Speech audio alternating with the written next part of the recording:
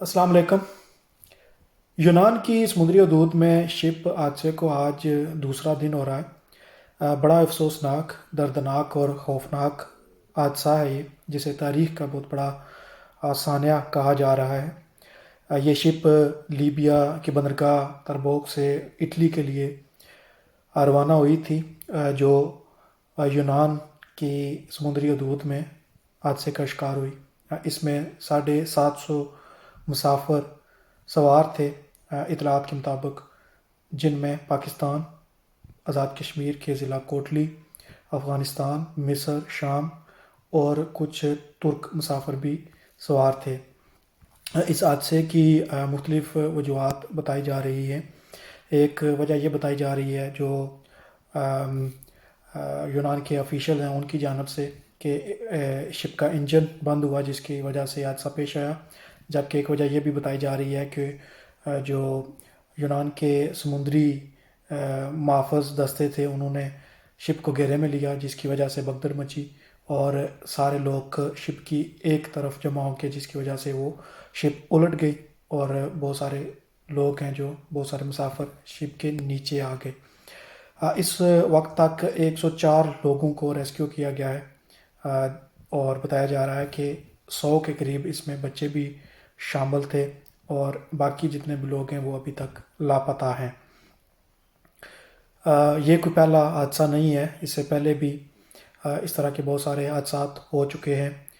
कुछ महीने कबल ही इसी तरह के एक हादसा पाकिस्तान, जिसमें पाकिस्तान के शहर गुजरात के एक ही गांव के बहुत सारे नौजवान हादसे का शिकार हो गए थे और यूरोप पहुंचने की कोशिश में वो अपनी जान से आदो बैठे थे।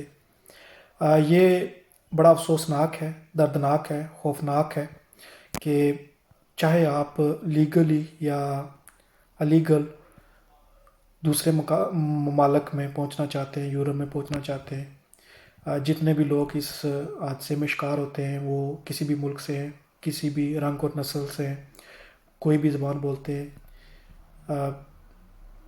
ऐसा नहीं होना चाहिए।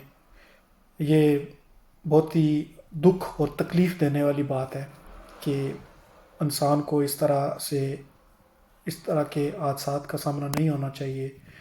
इस तरह से किसी का भी इस तरह का सामना, हालात का सामना नहीं करना चाहिए, ना उनको ना उनके प्यारों को।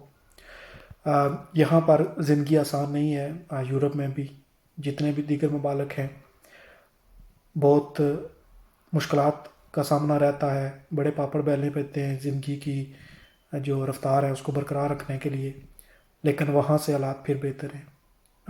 जहाँ पर इंसाफ ना हो, जहाँ पर लोगों को रोज़गार के मौके ना मिलते हों, जहाँ चंद लोगों की इजारादारी हो, तो फिर लोग कोशिश करते हैं कि वो किसी ऐसे जगह पहुँचे जहाँ पर उन्हें ये तमाम बुनियादी सहूलियात भी दस्तियाब हों, जहाँ मज़हब की भी और मसलक की भी मुकम्मल आज़ादी हो, जहाँ खाना जंगी ना हो।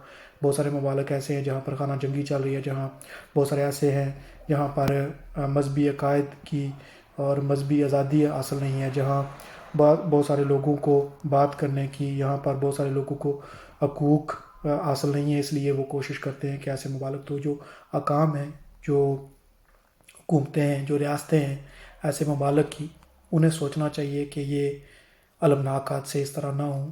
वो अपने शहरियों को, अपने लोगों को वो तमाम सहूलियात अपने ममालिक में मुहैया करें ताकि वो अपनी जान का रिस्क लेकर दूसरे ममालिक में जाने की कोशिश ना करें।